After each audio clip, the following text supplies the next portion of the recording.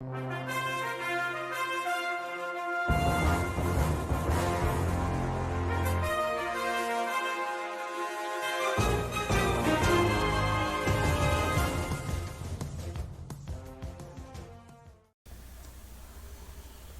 pessoal, boa noite, tudo bem? Nós estamos aqui para fazer mais um vídeo, conforme eu anunciei hoje à tarde, né?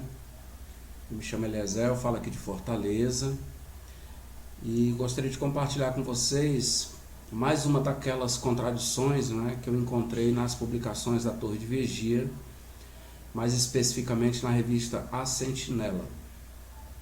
Inclusive, essa contradição que eu encontrei foram em dois artigos de estudo. Uma sentinela de 2016 e outra sentinela do ano de 2019.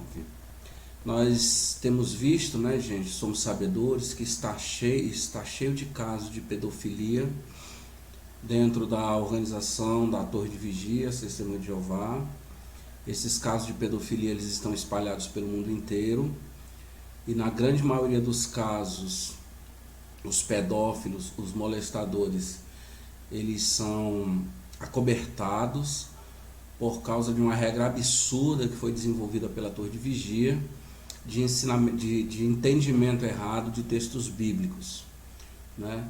Nós ouvimos na narrativa da irmã Vilma, dona Vilma, lá de Minas Gerais, no dia 6, anteontem, onde ela disse que inclusive uma mãe que denunciou um molestador da filha dela para a polícia, essa mãe ela foi desassociada, né? E o molestador ele foi embora, fugiu para o Paraguai, e a Torre de Vigia, a Testemunha de Jeová, usam do pretexto de que a pessoa, quando denuncia às autoridades o molestador, a pessoa ela está causando divisão dentro da congregação, né?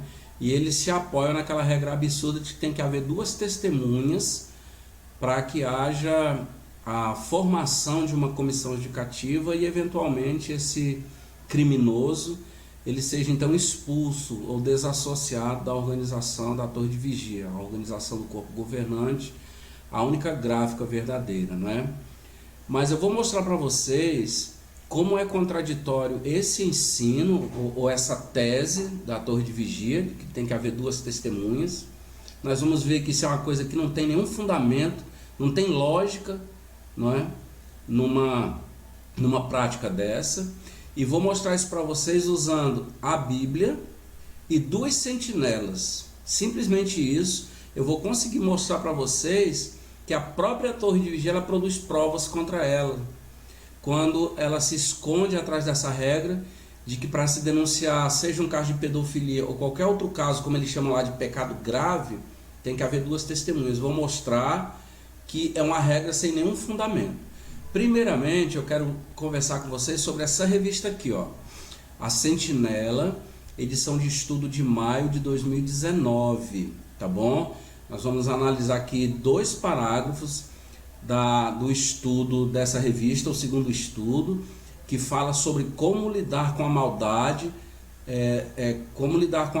dentro da congregação. Então nós vamos ver, a capa da revista é essa, é o segundo artigo de estudo dessa revista, tá bom, gente? Vamos analisar e ver o que foi dito lá em 2019 sobre esse assunto aí, falando especificamente sobre os casos de pedofilia. Bom, gente, então aí está, né? O artigo de estudo, né, para a gente ser mais preciso, é Amor e Justiça ao Lidar com a Maldade. A Sentinela, de maio de 2019, edição de estudo, aquela que eu acabei de mostrar para vocês a capa, tá bom? Então, nós vamos ver aqui os parágrafos 13 e 14. No parágrafo 13, ela está tratando aqui da questão da pedofilia. No parágrafo 13 ele diz assim em negrito, ó: os anciãos obedecem às leis que exigem que um suposto caso de abuso de crianças seja denunciado às autoridades? É uma pergunta. Sim. Em lugares em que existem leis assim, os anciãos seguem o que elas dizem. Essas leis não vão contra as leis de Deus. Aí ele diz: por isso, Quando os anciãos ficam sabendo de uma acusação de abuso sexual, eles imediatamente entram em contato com a polícia. Não. Entram em contato com Betel para saber como agir de acordo com as leis. Então veja que a providência primeira dos anciãos não é proteger a vítima, né? É entrar em contato lá com Betel para ver o que Betel vai dizer para eles fazerem. E é interessante que ele cita aí Atos, capítulo 5, versículos 28 e 29, que está transcrito aí no box aqui em cima. Ó. E disse: nós lhes demos ordens expressas para que não ensinassem nesse nome. Mas, vejam só, vocês encheram Jerusalém com os seus ensinamentos e estão decididos a trazer o sangue desse homem sobre nós. Pedro e os outros apóstolos responderam: temos de obedecer a Deus como governante em vez de a homens. Então lá no parágrafo 13, ele cita esse texto, por dizer que quando existem leis locais ou leis nacionais, como é o caso aqui do Brasil, e em que há a punição desses agressores sexuais, pode-se denunciar sem problema nenhum, porque essas leis elas não vão de encontro à lei de Deus, não é? E diz aí que os anciãos, então, como eles tomam conhecimento de algum caso assim, eles têm que ligar para Betel.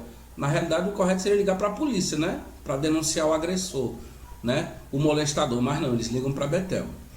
Aí o parágrafo 14 diz assim, gente: os anciãos também vão explicar às pessoas envolvidas, ó, no caso a vítima, os pais da vítima, né? Os pais dela, ou qualquer um que ficar sabendo de um caso de abuso, que eles têm o direito de fazer uma denúncia às autoridades. Mas a pergunta que eu faço é: isso aqui na prática funciona? Por que é que aquela mãe lá em Minas Gerais ela foi desassociada porque denunciou o molestador para a polícia? Isso aqui nada mais é, gente, do que simplesmente a política da boa vizinhança. Aquele texto politicamente correto. Na prática isso aqui não está funcionando não. Ainda diz mais aí o parágrafo, ó: mas, e se a denúncia for contra alguém da congregação e o assunto ficar conhecido na comunidade? Será que o cristão que fizer a denúncia deve achar que está manchando a reputação de Deus? Bom, manchar a reputação de Deus aqui seria manchar o nome da organização, né? Manchar o nome da congregação. Mas ele disse: não, afinal quem manchou a reputação de Deus foi o molestador. Então isso aqui é uma fala simplesmente com a política, aquilo que a gente chama aqui de política da boa vizinhança. Na sequência, ele diz assim a partir do parágrafo 15, ó: na congregação, por que os anciãos só formam uma comissão judicativa se houver pelo menos 2 testemunhas? Bom, então lá nos parágrafos 13 e 14, ele tratou da questão das autoridades policiais. Mas e dentro da congregação? Por que só é formada uma comissão judicativa se houver pelo menos 2 testemunhas? Ele diz, está aí marcado de amarelo, gente, ó. Porque essa é uma exigência que a Bíblia faz para manter um alto padrão de justiça. Se a pessoa acusada de cometer um pecado sério diz que é inocente, os anciãos só vão poder formar uma comissão judicativa se houver 2 testemunhas. Então ele cita aí 3 textos, nós vamos analisar esses 3 textos. Primeiro, ele cita Deuteronômio 19:15, que diz, se aplicando lá à antiga nação de Israel, né? Uma só testemunha não é suficiente para condenar alguém por causa de qualquer erro ou pecado que ele tenha cometido. A questão deve ficar estabelecida com base no depoimento de 2 ou 3 testemunhas. Êxodo 19:15 era um aspecto da lei mosaica, do código de lei, né? Então, diz aqui que teria que ter pelo menos 2 ou 3 testemunhas para que se fosse feita uma acusação contra alguém. Vamos ler o segundo texto que ele cita, que é justamente o texto de Mateus, capítulo 18, versículo 16, que diz assim: mas, se não o escutar, leve com você mais 1 ou 2, para que, com base no depoimento de 2 ou 3 testemunhas, toda a questão seja estabelecida. Muito bem, então aqui ele pegou aquelas palavras de Jesus, do capítulo 18 de Mateus, que fala ali sobre uma divergência, sobre uma rusga, né, uma discrepância entre 2 irmãos. Então Jesus disse ali que para que a questão fosse estabelecida, o irmão que foi vítima, ele deveria ter ali, né, o apoio de 2 ou 3 testemunhas. Isso também servia para evitar manchar, né, ou se caluniar, ou difamar alguém. Muito bem, vamos para frente. O próximo texto que ele vai citar é 1 Timóteo capítulo 5, versículo 19, que diz assim: não aceite acusação contra um ancião, a não ser com base no depoimento de 2 ou 3 pessoas. Com relação a esse texto, eu gostaria de fazer uma pergunta.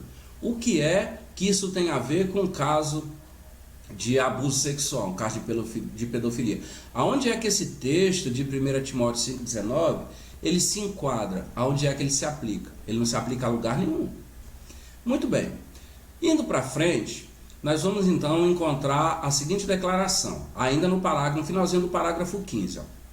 Será que isso quer dizer que se alguém quiser denunciar um suposto caso de abuso às autoridades, ele também vai precisar de 2 testemunhas? Não, está em amarelo aí. Essa exigência só aplica dentro da congregação, mas não quando os anciãos ou outras pessoas decidem denunciar um suposto crime às autoridades.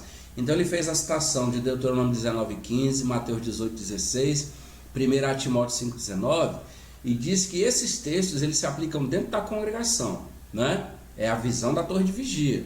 No caso das autoridades policiais, isso aí não é o caso, né? Não se aplica isso aí não.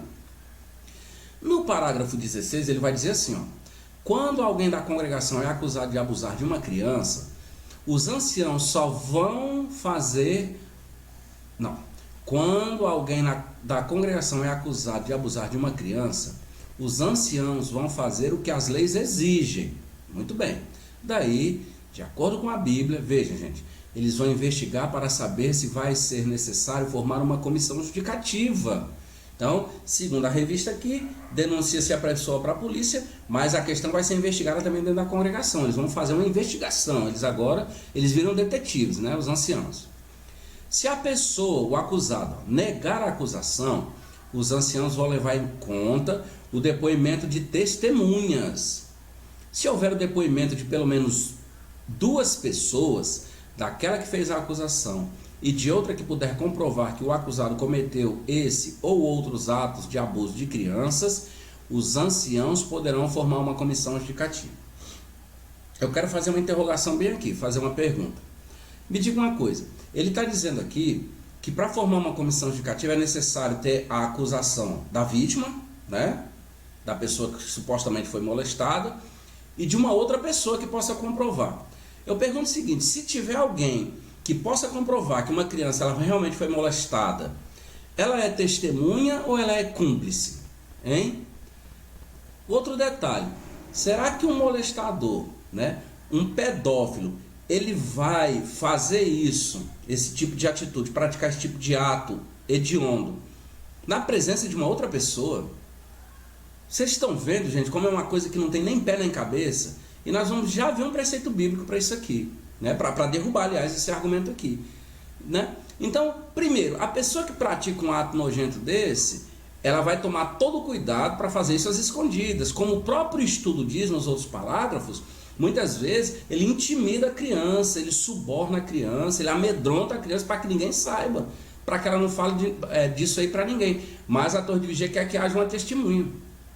Se houver alguém que sabe de um ato desse aqui, eu pergunto, essa pessoa seria testemunha desse ato ou seria cúmplice de um ato desse aqui? Então vocês estão vendo que é uma coisa sem lógica, tá bom, gente? Muito bem, ainda diz assim: mas e se não houver uma segunda testemunha? Será que isso quer dizer que a pessoa que fez a acusação está mentindo? Ele diz não. Mesmo que uma pessoa não possa ser acusada de um pecado porque não há 2 testemunhas, os anciãos sabem que o acusado pode ter cometido um pecado grave e um que prejudica muito os outros. Então aí ele diz que agora não tem testemunha, mas ele pode ter cometido, mas a pessoa também não é desassociada, né? Ele fica lá dentro da congregação, como ele vai dizer nos outros parágrafos, sem privilégio, sem nada, mas ele fica lá. Ele não sofre nenhum tipo de punição. Vocês estão vendo, gente? Então essa é aquela organização que diz que é o único canal de comunicação de Deus com a terra. Agora eu quero mostrar para vocês, eu quero me ater, melhor dizendo, ao texto de Mateus, que foi citado lá no parágrafo 15. Ele cita Deuteronômio 19:15, Mateus 18:16. É esse texto de Mateus 18:16 que eu quero me ater, eu quero me apegar a esse texto, tá bom? A gente vai ver agora o que é que diz uma outra revista do ano de 2016. Vamos dar uma olhadinha. Bom, gente, vamos lá, né? Eu quero pedir desculpa a vocês, eu tô assim um pouco puxando o nariz, estou meio fanho, tô até com um medicamento aqui, que a gripe me pegou aqui, tá bom? O clima tá muito chuvoso esses dias aqui em Fortaleza. Mas, gente, a revista é essa revista aí, ó. A edição de estudo, né? Também de maio, só que do ano de 2016. É o primeiro estudo, né? Ele fala sobre como resolver desavença entre os irmãos. É interessante que nesse estudo de maio de 2019, quando foi feito aquele estudo, né, da revista de maio de 2019, eu fiquei assim, eu disse, puxa vida, eu já vi esse texto de Mateus, que é citado aqui, né, como sendo uma base para exigir 2 testemunhas para que haja uma acusação. Eu já vi esse texto aplicado de um jeito diferente em uma sentinela. Eu me lembro perfeitamente que ele, no estudo dessa revista de maio de 2019, eu ainda estava lá assistindo as reuniões. E aí eu disse, eu já vi esse texto, só que eu pensei que tinha sido no livro que fala sobre a vida de Jesus, né? E eu fui pesquisar e descobri que tinha sido na revista A Sentinela de 2016. A capa da revista, gente, é essa aí. Então veja que na revista de maio de 2019, ele citou Deuteronômio 19:15, ele citou Mateus 18:16, né? E também citou 1 Timóteo, capítulo 5, versículo 19, como base esses textos. Segundo a Torre de Vigia, ela usou esses textos como base para apoiar essa exigência de 2 testemunhas. Mas vamos ver em que situação a própria Torre de Vigia aplicou o texto de Mateus, capítulo 18, né, com relação à questão de 2 testemunhas. Em que situação essa regra de 2 testemunhas ela é aplicada aqui nessa revista, também de maio, só que do ano de 2016. Tá certo, gente? É aquilo que eu falei, eu vou mostrar para vocês a contradição. Vamos dar uma olhadinha então no que é que diz um parágrafo do artigo, do primeiro artigo de estudo dessa revista aí que eu acabei de mostrar para vocês. Vamos lá. Bom, gente, vamos lá, né? A gripe aqui tá meio brava, mas vamos lá. Então, gente, olha, a revista, né, tá aí a capa que eu mostrei para vocês. É o primeiro artigo de estudo dessa revista de maio de 2016, ó. O tema do estudo é Resolva Problemas com Amor. Tá bom? A partir do parágrafo 14, né, os parágrafos 14 e 15, mas nós vamos ler só o parágrafo 14, ele diz assim, ó, quando você deve falar com os anciãos. Então, esse estudo ele vai falar sobre divergência, problemas entre irmãos, né? Esse estudo, ele, inclusive, ele recomenda que procure se resolver esses problemas entre irmãos com base em princípios bíblicos. Não se deva levar o outro irmão à justiça, aos tribunais. Ele fala disso. E quando é que surge um problema entre irmãos, então se deve falar com os anciãos. Diz assim o parágrafo 14, ó. A maioria dos problemas entre irmãos podem e devem ser resolvidos somente entre eles. Mas Jesus diz que em alguns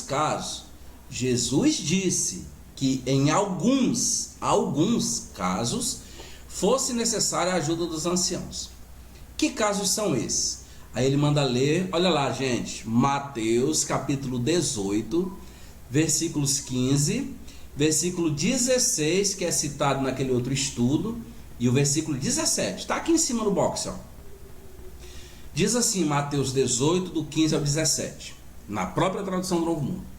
Além disso, disse Jesus, se o seu irmão cometer um pecado, vá mostrar-lhe o seu erro, somente você e ele.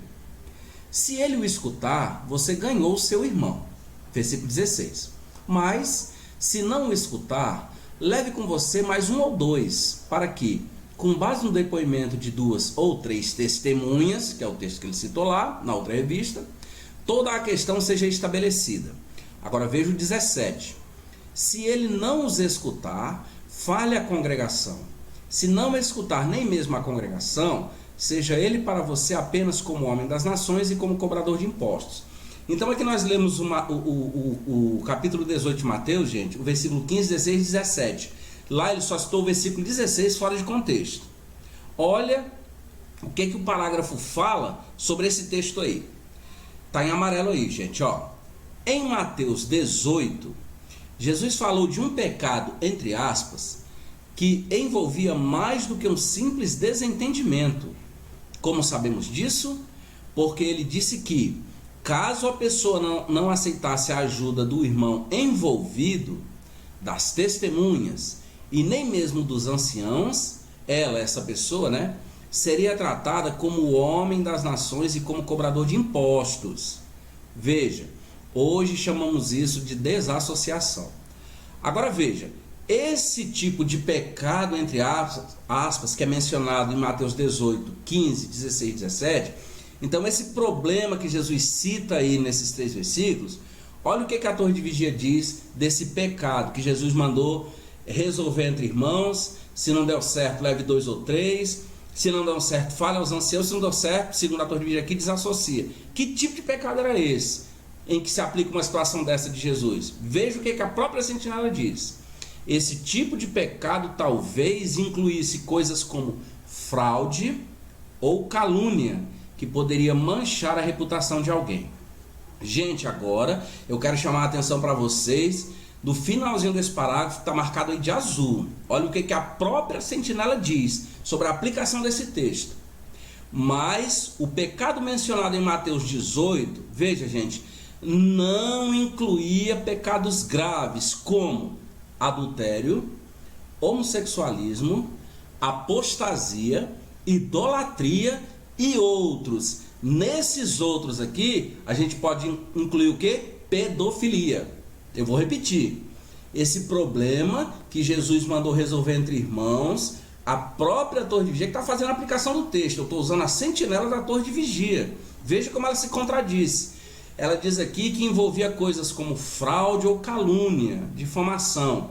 Então o irmão precisava de 2 ou 3 testemunhas para ele ter a prova de que ele foi difamado, né? Ou que ele foi defraudado.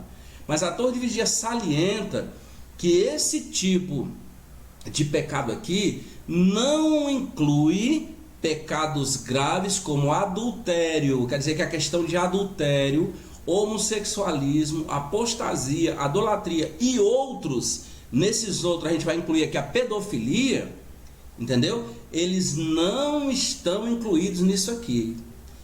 A própria torre de vigia está dizendo que pecados como esses aqui, homossexualismo, apostasia, idolatria, adultério, pedofilia, né? Esse texto aqui não se aplica nesse caso. Vocês estão vendo, gente? E ele diz assim, esses outros pecados que ele chama de pecados graves, ó, sem dúvida devem ser cuidados pelos anciãos. Ela mesmo está dizendo que esse texto não se aplica nesses casos. Mas lá em maio de 2019, ela usou esse texto como base para dizer que sem 2 testemunhas no caso de pedofilia não se pode formar uma comissão justificativa. Vocês estão vendo então, gente, como a torre de vigia ela é contraditória demais, né? Esse aqui é mais um daqueles casos em que eu encontrei contradição nas publicações, nas citações da torre de vigia. Mas eu gostaria de chamar a atenção de vocês agora para um ponto bíblico. Veja que na sentinela de maio de 2019, né, quando ele fala sobre a formação de uma comissão judicativa na congregação, ele citou 3 textos. Ele citou Deuteronômio 19:15, ele citou Mateus 18:16 e citou 1 Timóteo 5:19, se eu não estou enganado. Muito bem. Então lá no livro de Deuteronômio, realmente em Deuteronômio 19:15, foi dito que era necessário que houvesse 2 testemunhas para que se formalizasse uma acusação contra alguém, lá no antigo Israel. Muito bem. Agora, gente, se nós formos para Deuteronômio, capítulo 22, os versículos 25, 26 e 27, nós vamos ver que cada caso é um caso. Se nós pegarmos o capítulo 22 de Deuteronômio, ele vai falar sobre várias situações da lei mosaica em que a pessoa era punível, inclusive com a pena de morte, como por exemplo o adultério, o estupro, né? E se nós analisarmos o capítulo 22 de Deuteronômio, ali em diversas ocasiões nós vamos ver que tem que haver testemunha, certo? Mas vamos ler Deuteronômio 22, versículo 25, 26 e 27, que diz assim, ó: Mas se o homem encontrou no campo a moça que era noiva, e a dominou, e se deitou com ela, então só o homem que se deitou com ela deve morrer. Ó, tá vendo? Então aqui ele está dizendo que o homem, a dona lá, a jovem, a senhora, a moça, a mulher era noiva, ela estava no campo fazendo alguma coisa, e ela foi surpreendida, ela foi abordada por um homem. Esse homem atacou, dominou e violentou essa mulher. Veja o que diz o versículo 26. Não faça nada à moça. Ó, não faça nada à moça. A moça não cometeu um pecado que mereça a morte. Esse caso é igual ao de um homem que ataca seu próximo e o assassina. Então veja, a mulher estava no campo, ela era compromissada, ela foi atacada e foi violentada. A lei está dizendo que só o homem deveria ser morto. A mulher não fez nada, ela não deveria ser morta, não é? Veja o que diz o versículo 27. Pois ele a encontrou no campo, e a moça que era noiva gritou, mas não houve quem a socorresse. Eu quero fazer uma pergunta, gente, para vocês com base nesses 3 versículos aqui da lei mosaica. Onde é que está aqui a outra testemunha? Cadê a outra testemunha dessa situação aqui lá no campo? Porque se nós analisarmos o contexto, ele vai dizer que se um homem fosse pego com a mulher do seu próximo, né, do seu amigo lá, ambos deveriam ser mortos, né? Se uma mulher fosse atacada e não gritasse, ela também deveria ser morta, porque ela consentiu, ela não gritou. Mas ele fala aqui dessa situação, nos versículos 25, 26 e 27, de uma jovem comprometida, noiva, que lá naquela época o noivado ele já era um compromisso sério, né? A pessoa já era inclusive considerada como casada. Essa mulher estava no campo, ela estava fazendo alguma coisa. Um homem mal intencionado chegou de lá, dominou, agarrou, violentou essa mulher. E só ele deveria ser morto, porque a moça gritou, mas não houve quem a socorresse. Cadê a outra testemunha desse texto? Cadê, gente? Não é? Para poder dizer que o que essa mulher estava fazendo, o que o homem fez realmente merecia a pena de morte, melhor dizendo. Que a moça ela não teve como se defender. Cadê a outra testemunha para comprovar isso aí? Então veja, gente, que as circunstâncias, a situação, ela precisa ser flexível. É como aquela questão do sangue. A lei mosaica ela proibia veementemente o consumo de sangue animal. É dito lá em Levítico que o sangue deveria ser do animal deveria ser derramado na terra, não é? Mas veja que a própria lei diz que se a pessoa estivesse com a vida em risco, perdida no campo há muito tempo e encontrasse um animal morto, sem ser sangrado, ela poderia comer aquele animal para não morrer. Embora quando chegasse no acampamento ela fosse passar por um ritual de purificação, mas ela não era morta porque comeu, ela não seria morta porque comeu um animal com sangue estrangulado, não. Então aqui é o mesmo caso. Veja que numa situação dessa aqui não existe a segunda testemunha. Então se usava ali o sacerdote, o urim, o tumim, não é? Para determinar que realmente a moça ela estava falando a verdade. Não havia a segunda testemunha. Tá certo, gente? Então vocês estão vendo que a torre de vigia ela faz umas coisas assim meio absurdas, ou muito absurdas, né? Coisas sem pé, sem cabeça. Como é que um pedófilo ele tranca uma criança num lugar escuro, escondido, longe da vista de todo mundo, aí vem a torre de vigia querer que tenha uma testemunha que prove que a criança foi realmente violentada? Vocês estão vendo como é uma coisa sem pé e sem cabeça? Então, gente, está aí. Vocês viram, né? 2 revistas, o mesmo texto, questão de 2 testemunhas, situações diferentes, né? Você veja que na revista de 2016, na revista de maio de estudo de 2016, o primeiro artigo de estudo, a torre de vigia ela disse que aquelas palavras de Jesus sobre 2 ou 3 testemunhas, ela se aplicava no trato com irmãos, para que um não defraudasse o outro não fosse difamado por aquele outro. Então você estava resguardado. Não, fulano pode comprovar que ele me enganou.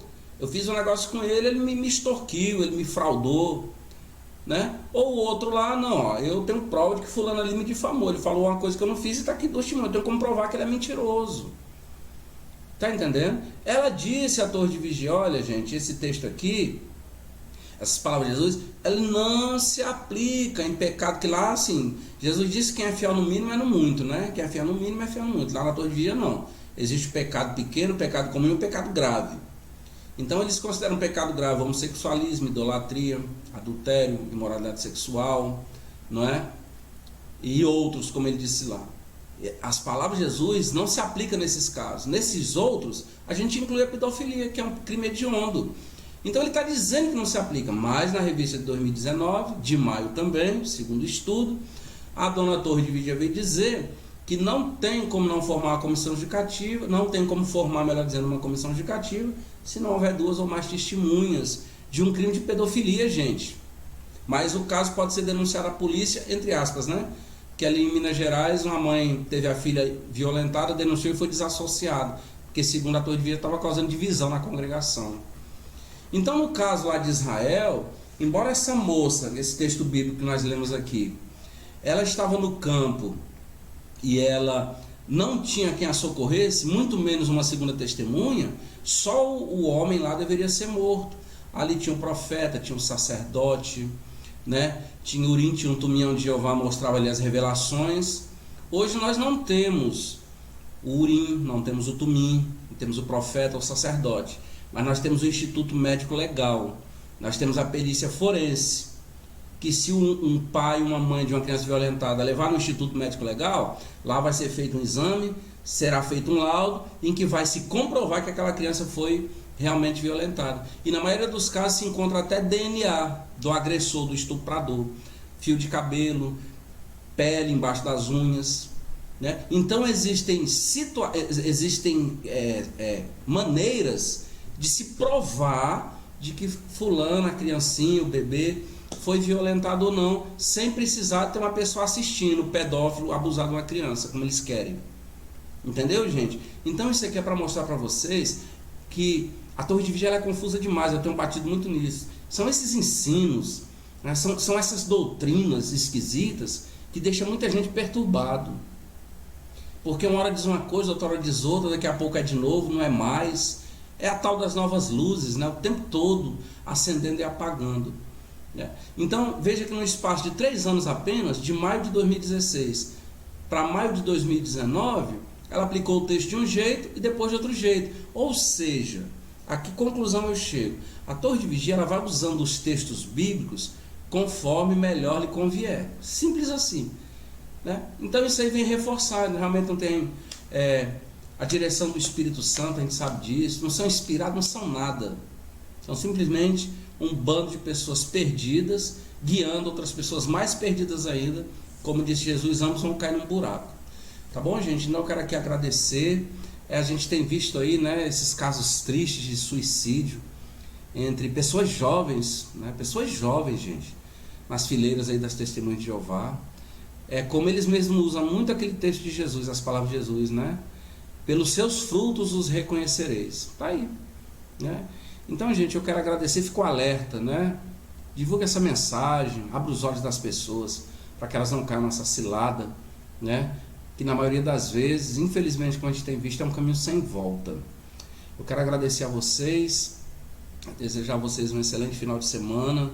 Eu estou bastante gripado, mas eu resolvi fazer esse vídeo depois que eu soube do que aconteceu, né? Eu vi o vídeo hoje à tarde, sábado. Mas uma jovem senhora testemunha de Jeová tirou a vida, infelizmente, 37 anos, me parece que no Rio de Janeiro. Está lá no canal do Paulo Sávio. Então a gente tem que procurar, a gente avisar essas pessoas, tá bom? Quero agradecer, pedir a você que se inscreva no nosso canal. Vocês viram aí que não tem nem pé nem cabeça, né? Essa regra da tal das 2 testemunhas para se formalizar uma acusação e consequentemente uma comissão judicativa. Então fica aqui meu apelo para que a gente continue fazendo esse trabalho de alerta, né? Quero agradecer a atenção de vocês, dizer a vocês, se inscrevam no nosso canal, né? A gente está crescendo devagarzinho, eu tenho realmente me surpreendido, eu tive uma agradável surpresa, sabe, ao criar esse canal, e isso me dá força para continuar. Eu passei 27 anos lá dentro. Então tenham todos um excelente fim de semana, deixe o seu like no nosso canal, deixe o seu dislike, né? Compartilhe nossos vídeos, divulgue nas redes sociais, não tem problema nenhum, tá bom, gente? Fiquem todos na paz de Jesus Cristo E até uma próxima. Bom fim de semana.